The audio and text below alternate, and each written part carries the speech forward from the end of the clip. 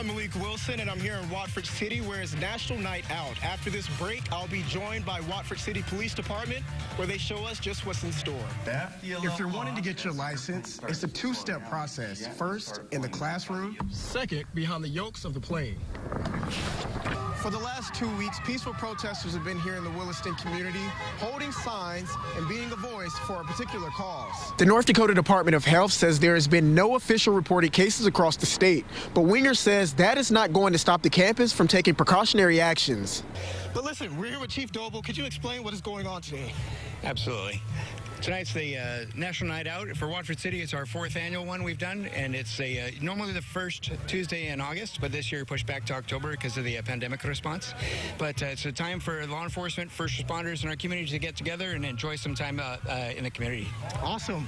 Well, later on, Nicholas and Lauren, we will be joined by a group of kids, maybe even some parents, to tell us a little bit about their experience tonight. I'm going to give it back to you guys in the studio. Thank you. What a nice night. About 2.2 million adolescents between the age of 12 and 17 drank alcohol in just 1 month. I'm here outside the Minot Air Force Base getting a glimpse of the aftermath of last night's fire. Now, just a few minutes ago behind me, fire crews... Pheasants for the Future is a group here in Minot hoping to make a change by creating maintainable habitats for pheasants to live in and reproduce for hunting season. According to National Domestic Violence Hotline.org, on average, 24 people per minute fall victim to rape, physical violence, or stalking by an intimate partner in the United States. But it's organizations like the Family Crisis Shelter in Williston that are working hard to raise awareness and lower those numbers. Keener says volunteers are always needed to help sort through their many donations, but he says there's still a bigger issue at hand. We took it over Last week of February, and then we just trying to get stuff together. The Badlands Flying Club in Watford City is now owned and operated by Jeremy Rankin and Pedro Carvacas after sudden issues with the previous owner. He lost his medical card and he had to be transferred for work to Georgia. The club was designed nearly a year ago, giving people in the community an opportunity to obtain their pilot's license without the hassle and high cost of attending an actual school. We think it's important for people that they don't have that much money and make it more affordable for others that cannot afford that much. Smooth this out a little bit for you. The two say there are many benefits to having your license, from pursuing a career in aviation all the way to agriculture. They say the list goes on. Well, for us, it was just mainly to be able to travel home. The convenience of being able to do that. I mean, I could fly there in the Warrior in 3 hours versus driving 9.5 hours. If you're wanting to get your license, it's a two-step process. First, in the classroom. Second, behind the yokes of the plane. Once you're to the point where you're able to safely and proficiently meet all the criteria set forth by the FAA, you get signed off to go take your check ride. You take your check ride, you're pilot. We want to take them up so that they can experience these types of things.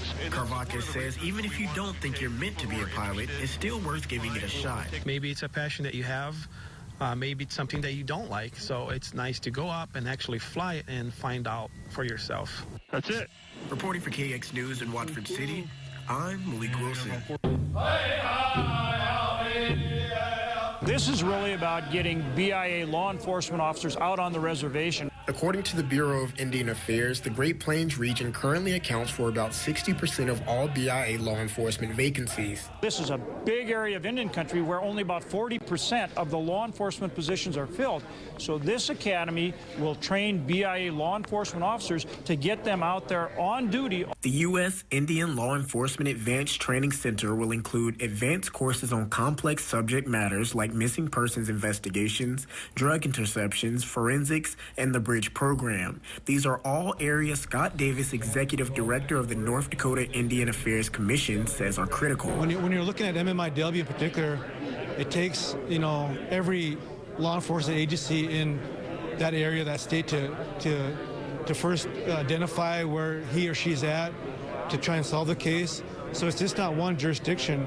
And that's the unique thing about this academy. Through his role on the Senate Appropriations Committee, Senator Hoeven secured $2.5 million to conduct the specialized training at Camp Grafton. They do a lot of training at this National Guard base of a lot of different kinds. They have all the facilities. We need the classrooms, the dormitory rooms. It's an incredible facility on the lake. Currently, prospective officers are forced to go south to Artesia, New Mexico.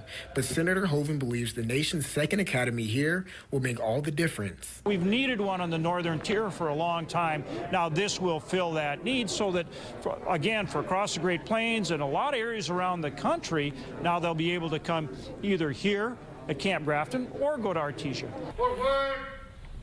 Hoeven says this serves the ultimate goal of keeping everyone safe at all times. Reporting for KX News in Devil's Lake, I'm Malik Wilson.